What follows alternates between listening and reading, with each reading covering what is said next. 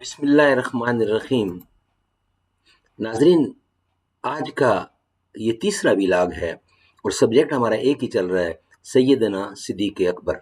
ناظرین، پہلے ویلاگ میں ہم بیان کر چکے ہیں صدیق اکبر کا تعارف، ان کی پیدائش، ان کا سلسلہ نسب، کنیت ابو بکر کی وجہ تسمیہ، صدیق کی وجہ تسمیہ، اور یہ ہیڈنگ ہے ہمارا عتیق کی وجہ تسمیہ، یعنی ذکر چل رہا ہے جناب صدیق اکبر۔ ابو بکر ہے، نبی اکرم کا ہم سفر ہے، ابو بکر پہ ہمیں فخر ہے، وفا میں اول، سخا میں اول، اطاعت مصطفیٰ میں اول، دنیا فانی سے بے خبر ہے، ابو بکر تو ابو بکر ہے، درویش بھی سالار بھی، قرآن کہے یار غار بھی۔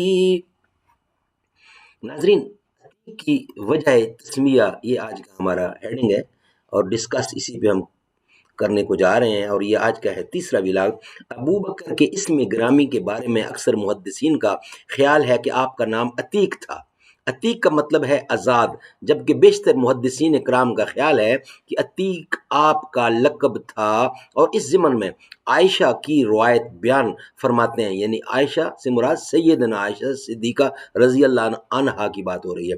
آپ سے مروی ہے کہ ایک روز میں اپنے حجرہ میں موجود تھیں اور باہر سین میں کچھ صحابہ، اچھا یہ جو کچھ صحابہ ہے، اسلام میں نبی محمد صلی اللہ علیہ وسلم کے ان پیروکاروں کو کہا جاتا ہے جنہوں نے ان کی اپنی حیات میں اسلام قبول کیا اور ان کو کچھ وقت کی صحبت ملی اور اس ایمان کی حالت میں وہ دنیا سے گئے۔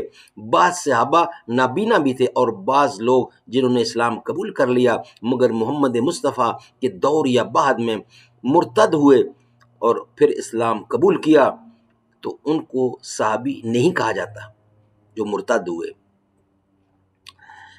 آپ کے ہمراہ تھے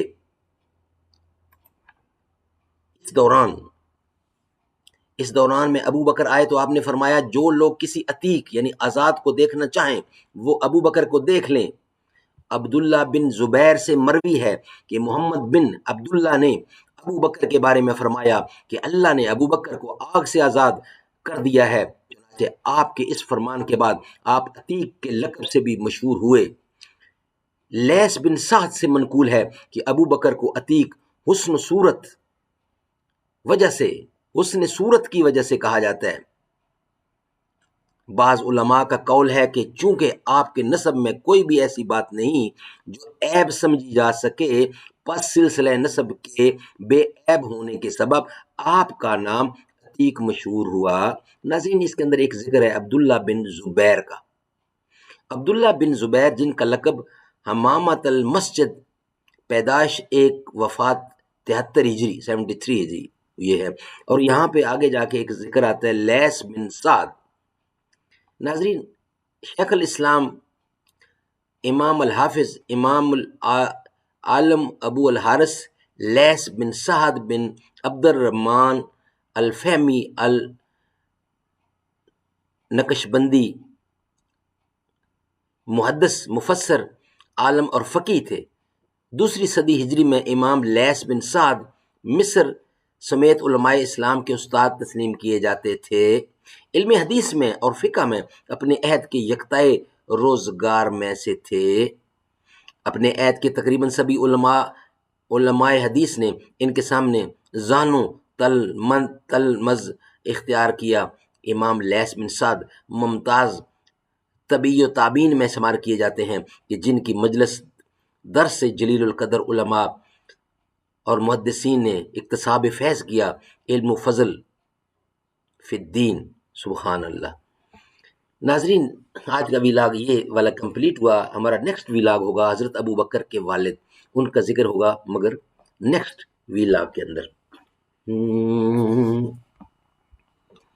آ رہی ہے جھکا لو نگاہیں سبھی، مرحبا مرحبا فاطمہ، مجھ کو تیری رضا کا جو سایہ ملے، دور ہو جائے سر سے بلا فاطمہ، میری ماں کو قیامت کے میدان میں آپ اپنی اڑانا رضا فاطمہ، میری مشکل میں شیر خدا آ گئے، المدد یا خدا جب کہا فاطمہ، شان تیری سیدی کرے کیا بیاں، تو کجا فاطمہ کن، تو کجا فاطمہ من کجا فاطمہ، تیری شان سیدی، تیرا رتبہ ہے سب میں جدا فاطمہ، تو ہے شہزادی مصطفیٰ فاطمہ، وہ دھنی ہے مقدر کا رب کی قسم،